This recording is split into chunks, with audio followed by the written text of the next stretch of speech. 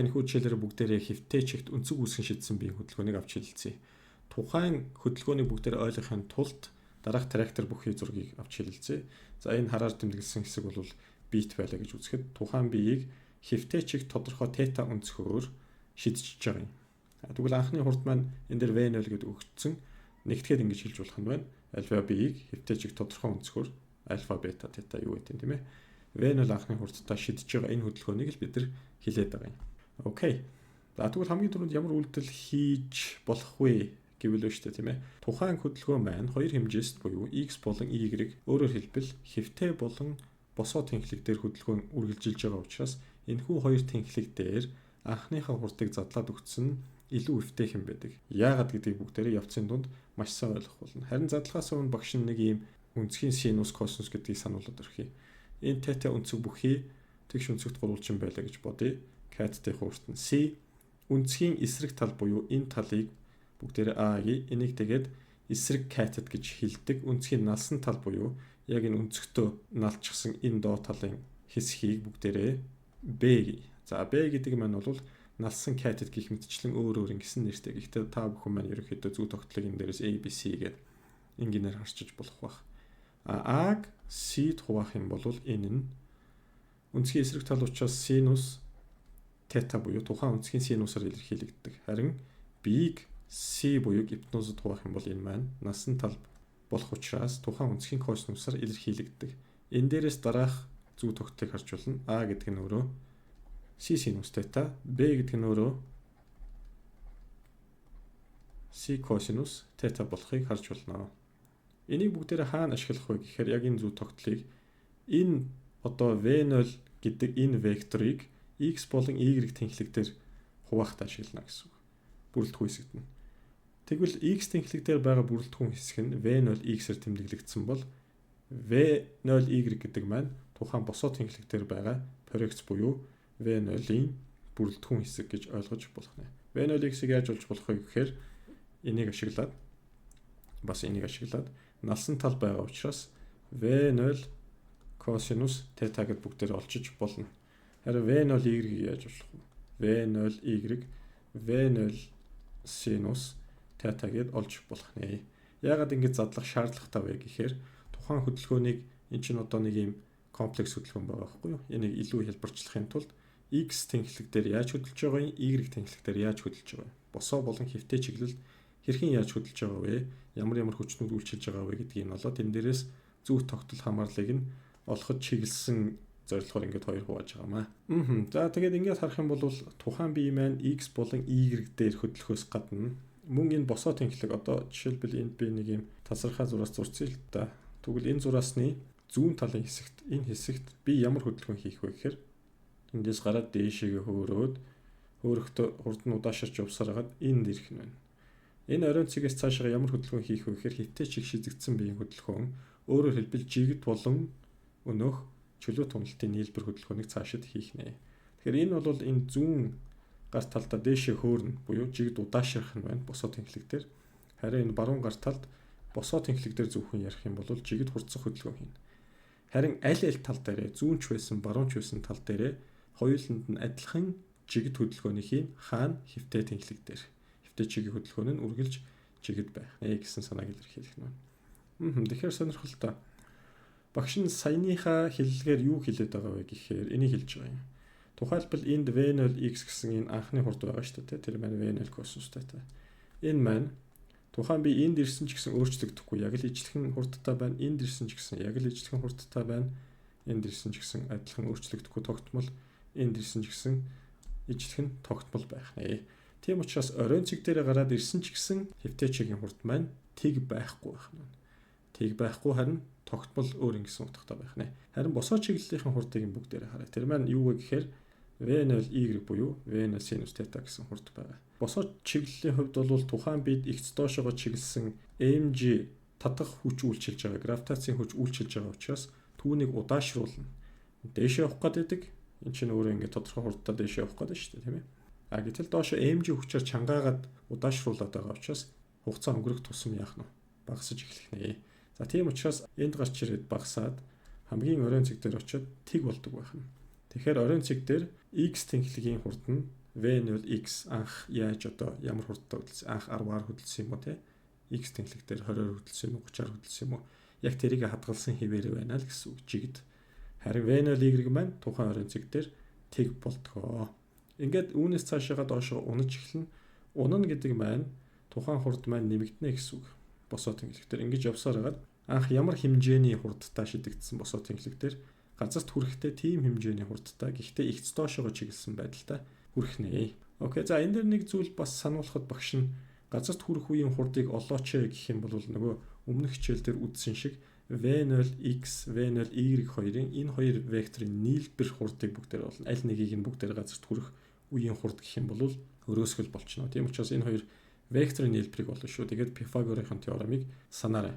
Харин энэ доод талын хэсэгт юу харуулсан байгаа вэ гэхээр би хөөрөх үед би буух үед. Хөөрөх гэдэг маань энэ зүүн гар талд тийм ээ дээшгээ энэ одоо газар дээрээс хөдлөөд оройн цэг хүртэл. За уулаар төсөөлөх юм бол уулын биелээс ахуулаад уулын оройн хүртэл хөөрөх үе гэдэг байгаа юм. Зүүн талын хэсгийг. Тэгвэл яг энэ хөөрөх үед хэвтэ тэнхлэхийн дагуу ямар хөдөлгөөн хийх вэ гэхээр тухайн бит маань жигд хөдлөх нэ. Хурд нь хязгаарч өөрчлөгдөхгүй V0x, V0 косинус тета гэсэн үг. Харин босоо тэнхлэхийн дагуу жигд удаашрах хөдөлгөөн хийх нь байна. Үүний шалтгааныг багш нь энэ зурган дээрээс тайлбарлаж өгсөн байгаа та бүхэндээ. Би буух үед буюу энэ баруун гар талын хөдөлгөөнд хэвтэ тэнхлэхийн дагуу жигд хөдөлгөөн хийвэрэн байна. Энэ бол хэвтэ тэнхлэхийн дагуу ерөөсөө амархан байна шүү дээ, тийм ээ. Хөдөлгөөн маань жигд байх юм байна, хурд маань тогтмол байх юм байна. Харин босоо тэнхлэхийн дагуу жигд хурдсан. Яагаад? Тухайн бит маань энд байлаа гэж бодъё. Доошоо эмж хүчээр үйлчилж байгаа. Бас нөгөө хурд нь ч гэсэн доошоо чиглэлтэй байгаа шүү дээ, тийм ээ. V0 y штрих гэдэг юм. Энэ хоёр маань нэг ижил чиглэлтэй байгаа учраас энд жигд хурдсан хөдөлгөөн бий болох нэ гэсэн санааг илэрхийлнэ. За өөр иймэрхүү төрлийн бодлогон дээр юуг асуудаг вэ гэхээр хөөрөх өндрийг асуудаг. Хөөрөх өндөр гэдэг маань тухайн бит газраас хөдлөөд энэ уулын орой дээр гарахад ямар өндөрт гарсан байх вэ? Энэ максимум буюу хамгийн их өндрийг асуудаг байгаа. Мөн үүнтэй холбоотойгоор тухайн бие маань ингэж гараад дээшээ яваад доошоо буугаад буцаад газарт хүрэхэд тодорхой зай шилжсэн байна. Энэ зайг асуудаг. Энэ эрээр тэмдэглэсэн байгаа. Яагаад дийлэнхтэй эрээр тэмдэглэдэг вэ гэхээр энэ range гэсэн үгний эхний үсэг. За range гэдгийг бүгдээр орчуулбал тусгал гэсэн үг. Тусгал эсвэл тусгалын зай гэж бас хэлж болно. Дийлэнхтэй тусгалын зай эсвэл одоо тэр хөөрөх максимум өндрүүдийг асуудаг. Тэгэхээр энэ хоёр ойлголтыг бүгдээрээ мэддэг байх хэрэгтэй. Энэ хөдөлгөөнийг бүгдээрээ дахиад сайн ойлгохын тулд багш нь энэ зургийг зурж харуулсан байгаа. Тэгвэл анхны хурд нь аль вэ гэхээр энэ хараар одоо үзүүлж байгаа энэ вектор. Энэ бол анхны хурд. Энэ анхны хурдыг бүгдээрээ хоёр хуваана. Энэ үнцгийг бүгдээрээ энэ удаад альфа гэж чинь эндээс нүртлэх. Энд хараар бодож байгаа энэ хэсгийг. Альфа ашиглаад бүгдээрээ V0x-ийг яаж олох вэ гэвэл V0 косинус альфа харин босоо тэнхлэхийн хурд маань V0y-ийн түүнийг V0 синус альфа гэж бичигдэх нь ойлгомжтой. Хөдөлгөөний одоо тракторыг дараах байдлаар хэдэн нүдээр хэмжээд үзүүлчихсэн байна багш нь. За хугацааны тодорхой агшинд байна шүү дээ, тийм. Эндээс гараад энэ хүрэхдээ дээшээгээ хэдэн нүд явсан байгаа бүгдээрээ тооцоолоод үзье. Энэ 1 нүд 2 3 4 5. Энийг багш нь ингээд тэмдэглэжээ. 5 хааш өндөр гэж тэмдэглэжээ. Харин хэвтэ тэнхлэгт хэдэн нүд хэмжээтэй явсан байна. Хэвтэ тэнхлэгт энийг x гэжээ л да. Тэгэхээр 2x хэмжээтэй замыг туулсан байна. За дахиад тодорхой хугацаа өнгөрөхөд дахиад ижилхэн хугацаа өнгөрөхөд босоо тэнхлэг дээр хэдэн нүд явсан байна? 1 2 3 буюу 3 хааш. Хаанасаа хүртэл эндээс хүртэл 5 хааш, харин эндээс хүртэл 3 хааш байгаа. Харин хэвтэ тэнхлэгтэр дахиад хэдэн нүд явсан байна? Энд 1 2 нүд явсан байсан. Энд ч гэсэн мөн 1 2 нүд явсан байна. Яагаад вэ гэхээр хэвтэ тэнхлэгтэр үргэлж жигд хөдөлтгөө гэсэн. Тэгэхээр нэгж хугацаанд тодорхой хугацааны завсарт яг л ижил хугацааны завсарт ижил зам туулна л гэсэн санааг энд илэрхийлнэ. Ингэж явсаар хагаад хугацааны дараагийн агшинд хэдэн хааш өндрийг туулсан байна. Эндээс нь хүртэл хааш өндрийг туулчаа гэсэн үг. Эндээс нь хүртэл. За энд гараад ирэхээр хэвтэ тэнхлэхийн хурд маань хязгаарч тэг болохгүй. Энэ бол V0 косинус альфа харин босоо тэнхлэхийн хурд маань тэг болцсон байна. Үүнээс цааш яг яг ижилхэн хугацааны дараа дахиад хааш өндөр доошо унана. Эндээс нь хүртэл дахиад ижилхэн хугацаа аваад үзэх юм бол эндээс нь хүртэл 3 хааш өндрийг одоо туулсан байна. 1 2 3 гэсэн үг. Дахиад ижилхэн хугацаа өнгөрөхөд тэр хугацааг ер нь t гэж хэдэг бүгдээрээ. юу вэ гэвэл энд Т хугацаа өнгөрсөн, энд Т хугацаа өнгөрсөн, энд ч гэсэн Т хугацаа өнгөрсөн. Буцаад энэ доош ааш өндөр бууж ирэхэд Т хугацаа өнгөрсөн хугацааны ижил завсар гэсэн үг. Дахиад эндээс энэ хүртэл дахиад л Т хугацаа өнгөрсөн гэж үзье. Тэгвэл 3 хааш явсан. Үүний дараа хэдэн хааш явсан бэ? 1 2 3 4 5. 5 хааш өндөртөө яваад дараа нь газарт хүрсэн байна гэсэн ойлголтыг энд илэрхийлнэ. За бүгдээрээ анх V0 Y V0 синус альфа гэдэг одоо хурдаар x дээшээгээ одоо чиглэсэн ийм хурдаар түүнийг шийдсэн бол хурдныхын хэмжээ нь энэ удаад ижилхэн байх боловч хурдны чиглэл нь өөрөө доошоо чиглэсэн байна. Харин хурдны хэмжээний хувьд бол шүү дээ V0 Y V0 синус альфа хэвээрээ байна. Энэ ногооноор тэмдэглэсэн энэ вектор чинь өөрөө хизээч өөрчлөгдөхгүй шүү дээ. Анх V0x буюу V0 косинус альфа хэмжээтэй шидэгдсэн бол яг л тэр хурдаараа л яваад байна гэсэн үг. Тэгвэл бүгдээрээ ямар дүгнэлт гаргаж байгаа түрүүний хэлсэн шиг хэвтэй чиглэлд хизээж хурд нь өөрчлөгдөхгүй буюу жигд хөдөлгөөн хийх бол босоо тэнхлэг дээр хөөрч байхдаа жигд удаашрна доошоо буцаад унаж байхдаа чөлөө туналт буюу жигд хурдсан хөдөлгөөнийг хийх нэ гэсэн санааг илэрхийлнэ. Range буюу өнөөх тусгалын зай маань юу гэсэн үг лээ? Энэ шидсэн цэг энэ хоёрын хоорондох хамгийн хол зайг илэрхийлж байгаа тийм ээ. Тусгалын зай гэж авчилдсан юм бол харин хамгийн хөөрх хамгийн их өндөр гэдэг маань энэ одоо чиг дээр гарч ирсэн болон анх шидэгдсэн за энэ одоо төвшин хоёрын хоорондох энэ өндрийг хэлж байгаа гэж бүгдээрээ ойлгож болох нэ. Одоо бүгдээрээ яг энэ слайдн дээр юу ярих вэ гэвэл тухайн хөдөлгөөнтэй холбоотой тэгштгэл байдаг юм уу багшаа. Та ингээд нэг зурган дээр л харуулад байдаг. Үүнтэй холбоотой тэгштгэл байж болох болно. За хэд хэдэн зүйлийг бүгдээрээ хамгийн түрүүнд өөр юм болгож авъя. Энэ маань ямар учиртай вэ гэхээр TH TB хоёр тэнцэнэ гэдэг нэг юм тавьсан байна те. За TX буюу TH гэдэг маань хөөрөх хугацааг илэрхийлж байгаа. Хөөрөх хугацаа гэдэг маань эндээс шидэгдээд энэ хүрэх хугацаа гэж ойлгож болно. За тэгвэл эндээс энэ хоёрын хооронд TH хэмжээний хугацаа өнгөрөх юм байна. Тэгээд энэ дээрээс цаашаа доошоо буцаад буух энэ хугацааг багш нь TB-гээр тэмдэглэж байгаа. Тэгвэл байна шүү дээ. Энэ TB, энэ TH хоёр маань хоорондоо тэнцдэг байх нэ. Хөөрөх нь яг ижил түвшинд буцаад бууж ирж байгаа бол ижил түвшин буюу энэ ижил x тэнхлэг дээр гэсэн үг. Буцаад бууж ирж байгаа бол хөөрөх хугацаа нь буух хугацаатайгаа тэнцүү байдаг байна. Энэ маань ихний тэгштгэл бүгдээр ингийн. За тухайлбал энд 4 секунд хугацаанд хөөрөөд энэ орой дээр гарч ирсэн бол буцаад 4 секунд хугацаанд газарт хүрэх нэ гэсэн санааг энд илэрхийлнэ. За түүний дараа T-in гэдэг маань TH TB хоёрын нийлбэр гэдгээс юуг ойлгож юм бүгд. Энэ хоёрыг нийлүүлнэ гэдэг чинь энэ дээрээс хөөрөөд ингэж яваад энд хүрэх хугацааг илэрхийлж байгаа байхгүй. Тэрийг T-in гэж тэмдэглээд байгаа. T-in гэдэг маань ямар учиртай вэ гэхээр нислэгийн хугацаа гэж бүгдээр ойлгоорой. Нислэгийн хугацаа гэхээр ерөнхийдөө л нисэж байгаа энэ агаарт байгаа энэ хугацааг илэрхийлдэг байна. За түүнийг олохын тулд энэ хоёрын хооронд нэмэх эсвэл хоёроор үржүүлээд аль нэг хугацааг нь хоёроор үржүүлээд олчиж болдог байна. Анх V0 хурдтай шидэгдсэн. Түүнийг хоёр параграфт нь хуваахад V0-ийг сэвтэй тэнхлэгтэр босоо тэнхлэгтэр V0Y болсон. За энэ дээр нэг анхаарах хүчин зүйл маань энд одоо дугуйлаад орхигдсон байгаа. Энэ босоо тэнхлэгийн хурдны хэмжээ. Босоо тэнхлэгийн хурдны хэмжээнээс шалтгаалаад нислэгийн хугацаа, хөөрөх хугацаа, буух хугацаа тодорхойлогдож идэг. Учир нь гэвэл ерөнхийдөө хэвтэй тэнхлэгтэр дандаа л жигд хөдөлгөөн хийдэг үстэй тийм тогтмол хурдтай. Харин анх дээшээгээ ихц дээшээгээ ямар хурдтай гарснаас шалтгаалаад секунд бүрт 10-аар буурах учраас энэ маань энэ босоо тэнхлэгийн хурд маань өөрөө чухал байдаг байна. За тэр ч утгаараа хөөрөх эсвэл энэ буух хугацаа бүгдээрээ босоо тэнхлэгийн тэр анхны хурдыг V0Y гэсэн үг энэ G-д хуваагаад олчдөг байна. G-г бүгдээрээ 981 эсвэл ойролцоогоор 10 м/сек квадрат гэд аваад бодож байсан урд урдны хичээл дээр. Тийм учраас багш нь 10-10-аар буурна гэж хэлээд байгаа. Харин нислэгийн хугацааг бүгдээр яаж олж болох вэ? Мэдээж ойлгомжтой. Ерөнхийдөө тэр хөөрөх эсвэл буух хугацаагаа аль нэгийг нь хоёроор үржүүлээд олчихвол шүү дээ. Тэгвэл хөөрөх болон буух хугацаа чинь өөрөө V0Y-ийг G хуваасандаа тэнцүү. Тэгэхээр 2V0Y хуваах нь G гээд нислэгийн хугацааг ингэж бас олж болдог байх нэ. Энэ хоёрыг ярьчихсан. За томьёо цээжлэе гэж бодож байгаа бол энийг юу цээжилжүүл илүү бас үр дүнтэй юм болов уу? За энэ томьёо бол хаанаас гарч ирсэн ойлгомжтой. Ягаад гэвэл V0Y гэдэг чинь өөрөө V0 синус альфа гэдэг илүү дэлгэрэнгүй болгоод бичсэн байна. Харин x зай гэдэг чинь өөрөө x тэнхлэгтэр явж байгаа зайг илэрхийлнэ үстэй. За тэгвэл x буюу энэ r-ыг бүгдээр яаж олж болох вэ? xr V0x за тэр маань тогтмол тэгээ түүний нислэгийн хугацаанд үржүүлээд олчиж болно. гэдгээс дараах тэгштэл гарч ирж байгаа. X гэдэг бол V0 квадрат хувахан G синус 2 альфа. Энэ томьёог цээжлэхийг уриалж байна. Ер нь бол томьёо цээжлэхгүй бодсон ч болно. Гэхдээ энийг цээжлжүүлэх зүгээр юм. Ягаад гэхээр одоо жишээлбэл нэг ийм бодлого үйж болно шүү дээ. Тухайн биеийг биш үү?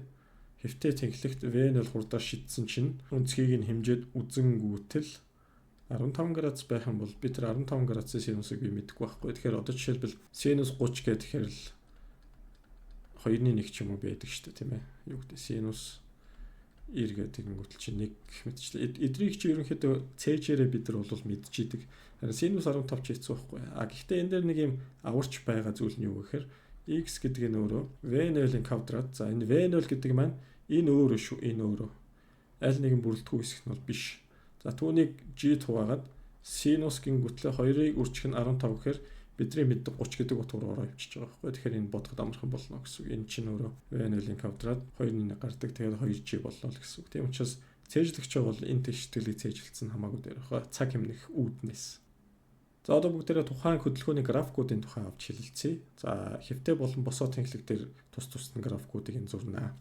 Бас нэг анхаарах ёстой зүйл нь хэвтээ болон босоо тэнхлэг дээр хөдөлж байгаа хэдий ч гэсэн яг энэ нэг зүүн болон баруун гэсэн хоёр хөдөлгөөнд ингээд хувааж болоод байгаа шүү дээ, тийм. Зүүн гар талд нь хөөрөөд энэ дээр ирж байгаа. Тэгээд баруун гар тал дээр доош байгаа гэж. Тэгэхээр зүүн гар тал хөдөлгөөний чиглэл хаашаага байгаа гэхээр босоо тэнхлэг дээр хөдөлгөөний эерэг чиглэлээр байгаа. X-ийн хувьд бас ийшээ одоо баруун гар хөдөлгөөний эерэг чиглэлээр байгаа даа. Баруун гар тал дээр гараад ирэхээр яах вэ гэхээр доош унаж эхэлж байгаа учраас босоо тэнхлэгийн хувьд хөдөлгөөний сөрөг чиглэлд гэхдээ хэвтээ тэнхлэгийн хувьд хөдөлгөөний эерэг чиглэл буюу энэ маань өөрчлөгдөхгүй эерэг хэвээр байна. Энийгээ бүгдээрээ бас харгалзах хэрэгтэй. Бас удааширч байгаа, хурдасч байгаа гэдгийг. Энд бол удааширна босоо тэнхлэг дээр. Харин босоо тэнхлэг дээр энд хурдаснаа. Хэвтээ тэнхлэг дээр аль нь дээр нь жигд хөдөлгөөн хийнэ гэдгийг бүгдээрээ санаа. За тэгээд бүгдээрээ энэ графикийг хэвтээ тэнхлэг дээр бүгдээрээ зурж үзье. VT график хэвтээ тэнхлэг дээр хэзээ ч өөрчлөгдөхгүй шүү дээ, тийм. Хурдан тогтмол байна. V0 x гэсэн анхны хурдтай шидэгдсэн гэж ойлгоё. Хурдтгал нь яах вэ? Хэвтээ тэнхлэг дээр хурдтгал нь тэг байна. Энэ тэг гэсэн энэ хугацааны тэнхлэг дээр бүгдээрээ зураад өргөж болно. Байрлал нь яах вэ? Байрлал нь өөрчлөгдөж байгаа. Тийм учраас бүгдээрээ ийм ташуу зурчих болно, тийм ээ. За босоо тэнхлэг дээр явах энэ чухал байна. Босоо тэнхлэг дээр бүгдээрээ юу харж болох вэ гэхээр нэг ийм юм харж болно л да. Одоо жишээ нь энэ зүүн гар талд эхлээд удааширч байгаа юм. Хаашаага удааширч байгаа гэхээр эерэг чиглэлд удаашрах хөдөлгөөн хийнэ. Тэгэхээр энэ анх нэг ийм V0y гэсэн анхны хурдтай байсан бол энэ маань багасж явсаар хагаад энд тэг болно гэсэн үг. За хаана очиж тэг болох вэ гэхээр энэ дээрээ тэг болно. Тэгэхээр бүгдээрээ энийг ингээд тэмдэглээд өрхөе. Окей. Тэгвэл эндээс энэ A цэг чи, энийг B цэг чи, энийг C цэг чи. A-гаас B хүртэл ямар хэмжээний хугацаа өнгөрөх вэ гэхээр хөөрөх хэмжээний хугацаа өнгөрнө. Тэрийг бүгдээрээ TH гэж тавьчих. Ингэж болт юм байна. Хоёрт нь юу вэ гэвэл нэг зүйлийг багш нь дахиад сануулъя. Энэ хугацааны тэнхлэхийн дээд талын хэсэг чинь эерэг чиглэлийг илэрхийлдэг шүү дээ. Доод талын хэсгийн сөрөг чиглэлийг илэрхийлдэг. Ерөнхийдөө энд бол эерэг чиглэл гэхдээ удааширч байгааг үзүүлж байгаа. Үүнээс цаашаа энд ирээд эн чинь B цэг дээр ирж байгаа гэсэн үг. B-гээс цаашаа сөрөг чиглэлд хурцсах хөдөлгөөн хийнэ. Сөрөг чиглэлд хурцсах хөдөлгөөн хийж явсаар хагаад энд нэг юм тодорхой хурдтай болох нь дээ. Тэр маань хасах V0 y гэсэн хурдтай болно л гэсэн санааг илэрхийлнэ. За тэгээд энд байгаа хугацааг бүгдээрээ нислэгийн хугацаа гэж яриад байгаа. А-гаас ахуулаад C хүртэл. А харин яах вэ? А бол үргэлж x доошоо чиглэсэн буюу сөрөг чиглэлтэй G гэсэн хэмжээтэй хурдтгал байна. Тийм учраас бүгдээрээ хасах G гэдэг энэ тавиад ингээд зурчих. Тэгээд энэ дээр TN гэдээ бүгдээрээ тавьчих болох нэ. Түүний дараачаар байрлал хугацааны график нь юу болох вэ? За бүгдээрээ бодоод үзье л та тухайн байрлал маань эхлээд эерэг чиглэлд явж байгаа шүү дээ, тийм ээ. Эерэг чиглэлд тэгээд удааширч эхэлж байгаа. Тэгэхээр нэг ийм парабол зурагдана гэсэн үг. За энэ аль хүртэл ямар хугацаан дээрээс бид энийг зурах вэ гэхээр нэг TH гэдэг хугацаан дээрээс. За TH хугацаа өнгөрөхөд B гэсэн энэ цэг дээр ирж байгаа. B гэсэн цэгээс доош X доошоо бууж эхэлж байгаа сөрөг чиглэлд хурцсаж эхэлнэ. За тэгээд TN гэдэг. Тэгэхээр байрлал хугацааны график маань ингэж зурагдах нэ, guys. Окей. За тэгээд энд 0 гэж тавьчих өгшин. За бүгдээрээ тухайн хөдөлгөөнтэй холбоотой хэд хэдэн онцгой нөхцлүүдийг авч хэлцээ. Хамгийн анхных нь биеийг хэвтээ тэнхлэг 45 градус өнцгөр шидэх юм бол хамгийн хол зай тусах нэ. Хамгийн их өндөр болон тусгалын зай хооронд хамаарлан R тэнцүү 4 үржих нь h max байдаг байна. Энэ h max-ыг жишээлбэл 1 гэд бодъё л да 1 м гэж бодъё. Тэгэх юм бол R нь хэд гарах нь вэ?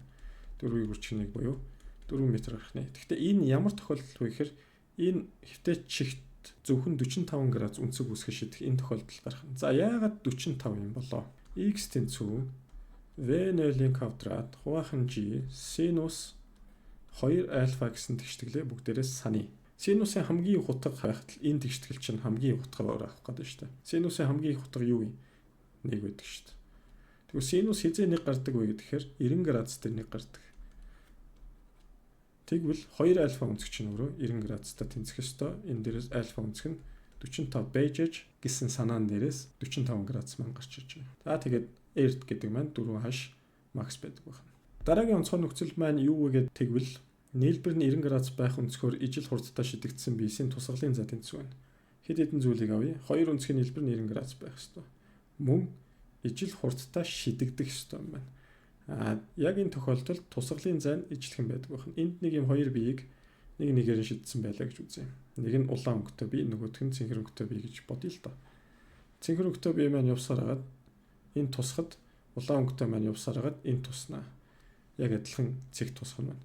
Ямар тохиолдолд тухайн одоо улаан өнгөтэй бие болон цэнхэр өнгөтэй биеүүдийн хэвтээ чигтээ үүсгэж байгаа өнцгүүдийн нийлбэр 90 градус байх юм бол тухайлбал альфа 37 бета 53 байх юм бол энэ хоёрын чинь нийлбэр ингээл 90 градус шүү дээ. Энэ бета 53 градус, энэ альфа 37 градус. Хэрвээ ийм байгаад яг ижилхэн хурдаар v болон v 10 эсвэл 20 30 гэсэн хурдаар шидэх юм бол энэ маань яг ижилхэн зай тусдаг байна. Харин юу өөр байх вэ гэвэл нэгдүгээр энэ хамгийн их өндөр, энэ максимум өндөр.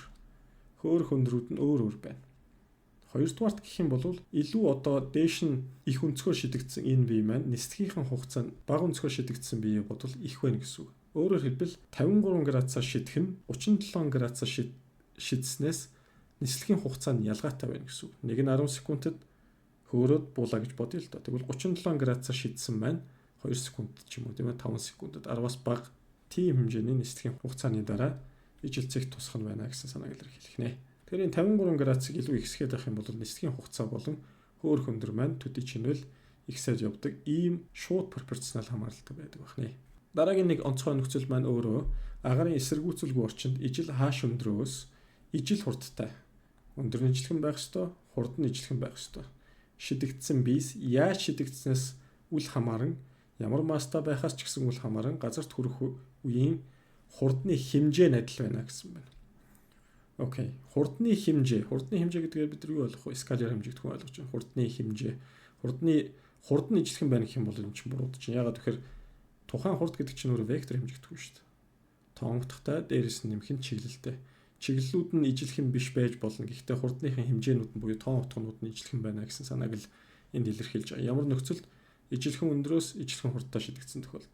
Яагаад вэ гэхээр энэ энерги хадгалагдах хуультай холбоотой юм. Тухайлбал M1 маста бие маань доошоо шидэгдээд H өндрөө яваад энэ газарт хүрлээ гэж бодъё л да. Тэгээд VF буюу эцсийн VF гэдэг хурдтай болсон байлаа гэж бодъё. Энэ дээр энерги хадгалагдах хууль бичээ. Энийг 1G, энийг 2G. За нэг төвшөнд байхдаа ямар энергитэй байх вэ гэвэл M1 G H гэсэн потенциал энерги дээр нэмэх нь V гэсэн хурдтай байгаа учраас M1 V-ийн квадрат хуваах нь 2 л гэсэн үг. Тэнцүү 2 дээр яах юм? За тэнцүү хүчээнийг 2. 2 гэсэн төвшөнд VF гэсэн одоо хурдтай байна. Тэгээд өндөр тэг болцсон байна. Өндөр тэг болцсон учраас потенциал энергийг нь бүгдээрээ тэг гээд зөвхөн кинетик энергийг нь бичиж M1 VF квадрат хуваах нь 2. Энэ дээрээс хараа энэ M-үүд нь ингээ хураагдчих واخгүй. Энэ M-үүд нь хураагдана гэдэг маань энтэй энийг илэрхийлж байгаа. Ямар мастай байхаас үл хамаарна. Мас бол хамаарахгүй байх юм. Ингээ харсан чинь VF-ийн квадрат буюу эцсийн хурдныхын квадрат нь юунаас хамаарах вэ гэхээр энэ өндрөөс хамаарх нь байна, энэ хурднаас хамаарх нь байна. Гэтэл энэ зурган дээр харж байгаачлан M1-ээс M5 мастай бүх биес бүгдээрээ яг ижилхэн нэг өндөрт байна. H гэсэн өндөрт байна. Өндрүүд нь ижил. Мөн анхны хурдны хэмжээнүүд нь хаашаага чиглэснээс үл хамааран ижилхэн байна. Тийм учраас Агаар эсрэг үйлчлэггүй орчинд А шүндөөс ижил хурдтай шидэгдсэн биз яаж шидэгдсэнээс ямар мастай байхаас үл хамаарч газарт хүрэх үеийн хурдны хэмжээнүүд нь адилхан байдаг байна. За бүгдээрээ өөрсдийнхөө мэдлэгийг батгах үүднээс дараах хэдэн жишээ бодлогыг авч хэлцгээе. Бие хэвтээчиг 53 градус өнцгөр 100 м/сек хурдтай шиджээ. Ад нь BC нислэгийн хугацаа бол явсаар хагаад Эд нь биеийг шидсэн агшнаас 14 секунд хугацааны дараа ямар хурдтай байх вэ гэж асуусан байна. Тухайн бодлогыг бодохын тулд хамгийн түрүүнд энэ V0 гэсэн хурдыг X болон Y тэнхлэг дээр хуваагаад өгсөн дээр бүрэлдэхүүн хэсэгт нь энэ бол V0 X болно, энэ V0 Y болно. V0 Y, V0 X-ийг яаж болох вэ? Түрүүн хэлсэнчлэн V0 синус 53 гэж олно. V0 чинь өөрөө 100 м/сек гэдээ өгсөн биз дээ. 100. За синус 53 энэ айгүй ингээд нэлээд элбэг тохиолддог үнцэг байхгүй. Тэгэхээр 53-ын синус нь 0.8 байдаг. Харин косинус нь 0.6 байдаг. Ингээд энэ дээрээс 80 м/сек гарах нь байна. Нөгөөх нь 60 м/сек гэсэн ийм хоёртой гарах нь. За энэ бол 60 юм байна. Энэ бол хэд юм байна? 80 юм байна. Тэгэхээр энэ дээрээс аль хурдны хэмжигдэхүүн маань илүү надад чухал вэ гэхээр энэ V0 Y буюу босоод тэнхлэгийн хурдны хэмжээ маань надад чухал болчихж байна. Яагаад гэхээр энэ маань нислэгийн хугацаа босоод одоо хөрөх бүх хугацааг тодорхойлох учраас X-дэшигээ 80 м/сек хурдаар шидэгдэжээ. Тэгвэл ямар хугацааны дараа яг энэ дээр гарч ирэх хурдантыг болох бол секунд тутамд 10-аар буурч байгаа тий. За бүр болохгүй бол нөгөө томьёогоо ашиглаад үз бүгдээр V0 Y-ийг хуваах хэмжээ тэнцүү Т гэдэг. Гэхдээ зүгээр ийм нэг ийм логик байдаг шүү дээ. Чөлөө туналтан дээш тэр одоо X дээш шидэгдсэн бие хөдөлгөөний хувьд ч тэр X дээш шидэгдэх юм бол секунд тутамд 10-аар буурч байгаа. 80 м/сек чинь секунд тутамд 10-аар буураад хизээ 0 болох вэ гэхээр 8 секундын дараа 0 болно. Тэгвэл энд 8 секунд зарцуулсан. Энэ буу хугацаа маань ижлэгэн байх учраас 8 секунд буюу нислэгийн хугацаа маань 8 дээр нэмэх нь 16 секунд болох нэ. Бэд нь биеийн хөрх хамгийн хөндрийг олоо гэсэн байна. Хаш максыг олооч гэж асуусан байна. Хаш максыг багш нь жоохон залхуу аргаар болъё. Анхны хурдан дээшийг 80 байсан, энд очиод тэг болсон. Тэгвэл энэ H өндрийг бүгдээр яаж олдог байлаа? Дундаж хурдаар олдог байсан шүү дээ. H max 0 дээр нэмэх нь 80, эцсийн хурдан тэг, анхны хурдан 80, хуваах нь 2, үржих нь тийшээ гарах хугацаа 8 секунд байсан. Ингээд 4 гарна гэсэн 320 м гэдээ олчиж болно. Ингэж олж болно. Би арай нэг өөр жоохон комплекс аргаар олмоор байна гэх юм бол график зураад болоод үзье. Ингээд анхны хурдан хэд байлаа энэ 89. Ингэж буурч явсаар хагаад энд ирнэ гэсэн үг. Guys. Энд ирэхэд хэдэн секунд хугацаа өнгөрсөн байх вэ? 8 секунд хугацаа өнгөрсөн байна. Өөрөөр хэлбэл энийг А гэчээ, энийг Б цэг гэчээ. Энэ чинь А цэг байхгүй юу? Энд ирэхэд Б цэг. Энэ тэнхлэг маань өөрөө хугацааг илэрхийлнэ. 8 секунд гэдэг. Эний доод талын талбайгаар олж болно. Доод талын талбайг бүгдээр олъё. Гурвалжны доод талын талбайг яаж болох юм? Өндрийг нь суурьаар нөржүүлээд хоёрт гоочдөг шүү дээ. Тэгэл энэ дээрээс дахиад 320 м гараад ирж байгаа. За энэ бол өөрөө надад H max-ыг харуулах нэ. Янз янзын аргаар олж болно. Тэгэд аль нь эвтэйх юм бэ? Тэрийг гөрн бүгдээр хийгээд үзээрэй. Энэ 320 м тусгалын зай болоо гэсэн байна. Тусгалын зай чинь R шүү дээ. R-ийг багш нь шууд ингээд олчих болно шүү дээ. V0 X анхны хурдыг энэ эзэж өөрчлөгдөхгүй тэгээд нислэгийн хугацаанд нөрчүүлж. V0 X чинь 60 юм байна. Нислэгийн хугацаа чинь 8 дээр нэмэх нь 8. За ингээд энэ дээрээс хариу нь хэд гарах вэ гэдэг юм бол 60 дээр дахиад би хэдийг нэмэх үү? 36 960 м гарах нэ. За түүний дараа дээд нь биеийг шидсэн агшнаас 10 секунд хугацааны дараа газраас ямар өндөрт гарах вэ гэж асуусан байна. А-гаас Б хүртэл 8 секунд өнгөрч гисэн. Тэгэхээр эндээс дахиад доошоо хэдэн секунд өнгөрөх ёстой? 2 секунд өнгөрөх ёстой гэсэн үг. 2 секунд өнгөрнө гэдэг чинь чөлөө туналтан дээр хэдэн үйлдэл хийдэг вүлээ бүгдээрээ. Эхний 1 секундэд H, дараагийн 1 секундэд 3H өндрийг туулдаг үстэй те. Доошоо чөлөөтэй унж байгаа гэж босоо тэнхлэг дээр үдсэн учраас тэр энэ H бол 5 м байдаг. Харин энэ 3H ч өөр 15 м байдаг. Ингээ нийтдээ энэ хоёрын нийлбэр буюу 20 м аль хэдийн өнгөрчжээ. Хаана эндээс энэ хүртэл 20 м доошоо буусан гэсэн үг. Энэ 20 м-ийг H max-аас хасаад олчих л доо бүгдээрээ. Тэгэхээр энэ H гэдэг бол өөрөө H max-аас хасах нь 20 м юм байна. H max гэдгийг бүгдээрээ хэд гэж олсон? 320 гэж олсон. 320-аас хасах нь 20 буюу энэ дээрээс 300 м гарах нь ойлгомжтой. Хамгийн сүүлд нь биеийг шидсэн агшнаас 14 секунд хугацааны дараа ямар хурдтай байх вэ гэж асуусан байна. Хурдыг нь асууж шүү. 14 секунд хугацаа 16 секундд бол энд ирчихэж байгаа. 14 секунд гэхээр нэг энэ явж явж байна л гэсэн үг. За энийг арай нэг өөр өнгөр явъя. Энд ирэхэд Хэвтэй тэнхлэхийн хурд нь ижилхэн байна. Хэд байх вэ гэхээр 60 хэвээр байна. Анх 60-аар шидэгдсэн шүү дээ. Тэр хэвээр байна гэсэн үг. Харин энд ирэхэд энэ босоо тэнхлэхийн хурд нь ямар байх вэ? За бүгдээрээ бодоод үзье л дээ. 14 секунд. 14 секундыг нь 8 секундыг нь энэ дээшийг мацхад зарцуулсан шүү дээ. Эндээс цаашаа хэдэн секунд дахиад өмнө гэсэн үг вэ? 14-өөс 8-ыг хасаад 6 секунд өмнө л гэсэн үг. Бүгдээрээ санаж байгаа бол чөлөө туналтан дээр секунд тутамд 10-аар нэмэгдчихэдэг тийм ээ босоо тэнхлэхийн хурд маань. Ингээ 6 секундын дотор 60 болох нь л гэсэн үг. За тэгвэл энэ хоёрын нийлбэр вектор энэ ямар утгатай байх вэ гэвэл 60 язгуураар 2 Пифагорын теоремоор метр секунд хурдтай болох нь энэ бол 60 язгуураар 2 метр секунд гэсэн хариутай байх нэ. За дараагийн бодлого.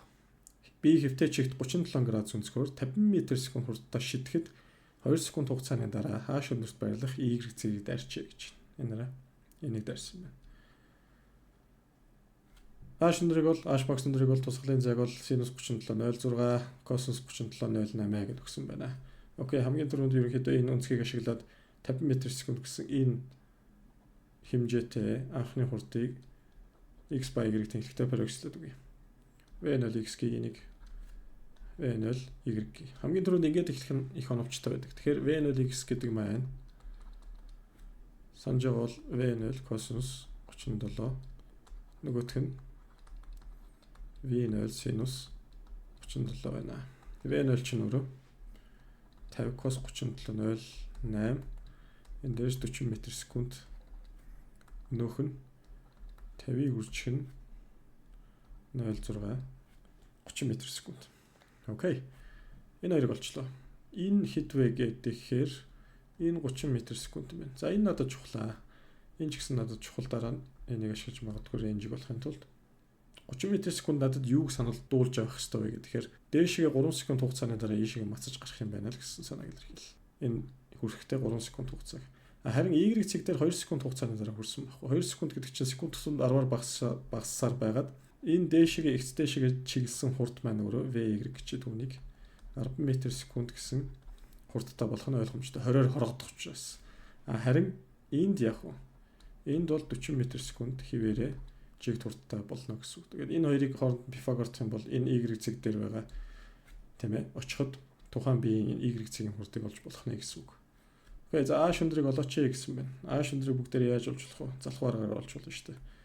Анх бол эндээс шидэгдсэн, дээшээ хэдээр шидэгдсэн, 30-аар шидэгдсэн.